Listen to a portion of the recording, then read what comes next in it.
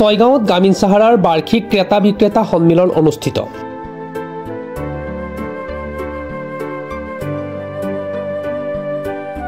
শুক্ৰবাৰে ছয়গাঁৱৰ গ্ৰামীণ চাহাৰাৰ মুখ্য কাৰ্যালয় চৌহদত অনুষ্ঠিত হয় এই সন্মিলন।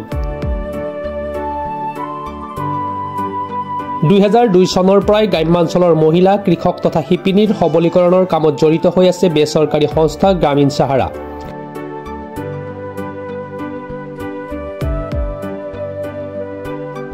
অনুষ্ঠানত কৃষি আৰু বোৱা কটাৰ লগত জড়িত 4 শতাধিক উদ্যমী মহিলা কৃষকৰ অংশগ্ৰহণ কৰে।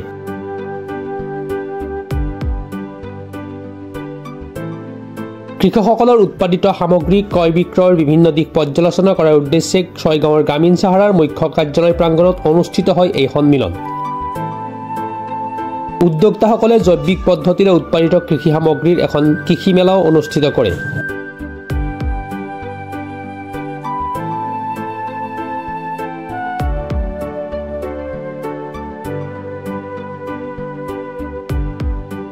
সন্মিলনত গ্ৰামীণ চাহাৰাৰ নেতৃত্বত সংগঠিত মহিলা কৃষকসকলৰ বিভিন্ন বিশেষজ্ঞই মত বিনিময় কৰে। এই যে আমি মহিলাৰ সবলীকৰণৰ কাৰণে যিখিনি কাম কৰি আছোঁ তাৰ লগত সংগতি ৰাখি আমি প্ৰত্যেক বছৰে এই বাৰ্ষিক অধিৱেশনটো আমি অনুষ্ঠিত কৰি আহিছোঁ আৰু সেই অনুষ্ঠানটোত আপোনালোক প্ৰত্যেকে আহে। গতিকে সেই অন্য বছৰৰ দৰে এই বছৰো আমি অনুষ্ঠানটো অনুষ্ঠিত কৰিছোঁ, কিন্তু এইবাৰ অলপমান বেলেগকৈ কৰিছোঁ। কাৰণ ইয়াত অকল খেতি কৰা মহিলা বাইদেউসকলে নাই, ইয়াত আমাৰ বহুখিনি শিপিনীও জড়িত হৈ আছে আমাৰ, কাৰণ বিভিন্ন প্ৰকল্প চলি আছে আৰু সেই প্ৰকল্পবিলাক অকল কৃষিৰ লগতে জড়িত নহয়, সেইখিনি প্ৰকল্প আমাৰ উইভিঙৰ লগতো আছে, শিপিনীসকলো জড়িত হৈ আছে। সেইকাৰণে আমি বেলেগ বেলেগ ছেশ্যন দুটা কৰি পেলাই আমি অনুষ্ঠানটো কৰিছোঁ। এতিয়া আমাৰ মুকলি সভাখন হ'ব। গতিকে এই অনুষ্ঠানত আচলতে বিভিন্ন যেনেকৈ বিভাগ আছে, বিভিন্ন অনুষ্ঠান প্ৰতিষ্ঠান আছে, সেই অনুষ্ঠান প্ৰতিষ্ঠানৰ মানুহবিলাকক আমি মাতি পেলাই ইয়াত আমাৰ একলগ হৈ পেলাই তেওঁলোকৰ বিভিন্ন দিহা পৰামৰ্শ বা মহিলাসকলৰ যিখিনি ক'বলগীয়া থাকে এই গোটেইখিনিৰ কাৰণে আমি এই অনুষ্ঠানটো অনুষ্ঠিত কৰোঁ। আৰু তাত এটা ভাল ইণ্টাৰেকশ্যন হয়, য'ত মহিলাসকলে বিভিন্ন ধৰণৰ প্ৰশ্ন সুধিব পাৰে, বিভিন্ন ধৰণৰ কথা জানিব পাৰে। আৰু তেনেকৈ আমাৰ বিভিন্ন যি আমাৰ বিভাগ আছে বা অনুষ্ঠান আছে, সেই অনুষ্ঠানৰ পৰা অহা মানুহবিলাকেও তেওঁলোকৰ নিজৰ নিজৰ ক্ষেত্ৰখনৰ কথা কৈ পেলাই মহিলাসকলক কেনেকৈ আগবঢ়াই নিব পাৰি সেই ক্ষেত্ৰত তেখেতসকলে দিহা পৰামৰ্শ দিয়ে। আৰু এই ক্ষেত্ৰত আপোনালোকে দেখিছেই যে আমাৰ প্ৰতিবাৰে আমাৰ মহিলা যিখিনি আছে তেওঁলোকে খুব সুন্দৰভাৱে সহযোগ কৰি আহি আছে আৰু এইবাৰো তেনেকৈ সহযোগ কৰি আহি আছে। আৰু সেইটোৱে আমাৰ কাৰণে ভাল লগা এটা বিষয় যে আজি ইমান কামৰ ব্যস্ততাৰ মাজত ধান কটা সময় আচলতে এই সময়খিনি, ইয়াৰ মাজতো গোটেই মহিলা প্ৰায় 350 বাইদেউ ইয়াত আহিছে, আহি পেলাই আমাৰ অংশগ্ৰহণ কৰিছে। আৰু এখন বিপণীও দেখিছে আপোনালোকে, ইয়াত এটা আমি অনুষ্ঠিত কৰিছোঁ। গতিকে তাতো বিভিন্ন ধৰণৰ সামগ্ৰী তেখেতসকলে লৈ আহিছে। ग्रामीण सहारा एक प्रोजेक्ट इम्प्लीमेंट करते हैं जिसमें उसका नाम है स्वाति। और स्वाति का जो प्रोजेक्ट है ये हमारे आदरणीय प्रधानमंत्री जी श्री नरेंद्र मोदी जी के आह्वान पे जो नेचुरल फार्मिंग का इनिशिएटिव चल रहा है, national mission for natural farming, उसी के आधारित ये एक प्रोजेक्ट है जिसमें कि हम लोग पारिस्थितिकी कृषि मतलब एग्रो इकोलॉजिकल बेस्ड फार्मिंग को हम लोग प्रायोरिटी देते हैं और फार्मर्स को हम लोग सिखा रहे हैं in collaboration with the director of agriculture. और जिसमें स्वाति का जो प्रोजेक्ट है वो हमारे ग्रामीण सहारा इम्प्लीमेंट करते हैं और बोको एरिया में और सोयगांव एरिया में, जिसमें कि हम लोग एक पायलट देख के जा रहे हैं जिसमें कि करीब 350 फार्मर उसमें डायरेक्टली इन्वॉल्व हैं और ऑलमोस्ट 8 to 10,000 फार्मर्स जो इनडायरेक्टली बेनिफिट है through trainings and capacity buildings.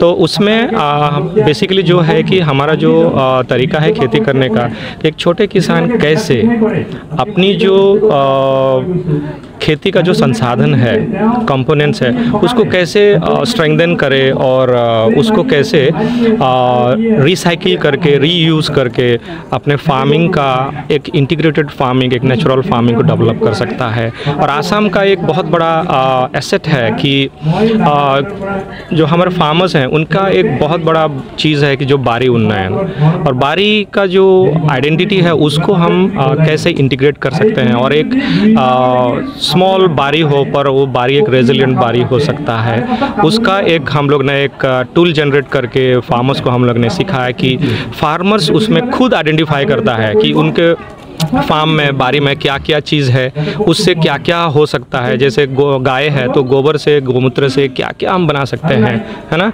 और नेचुरल फार्मिंग जो हमारा natural mission of natural farming K through जो भी गाइडलाइंस मिला है उसी के तहत हम लोग देते तो हैं, लेकिन आसाम कल्चर्स बेसिस पे और क्या हो सकता है।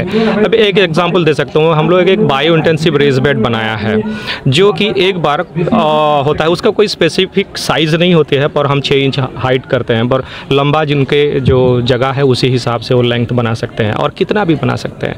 लेकिन एक बार बनाते हैं वो 3 साल के लिए होता है, और उसमें जो खाद रहता है, जो हमारा जो गोबर है गौमूत्र के साथ मिला देते हैं, वर्मी कंपोस्ट देते हैं, वो वहीं इंटैक्ट होकर रहता है।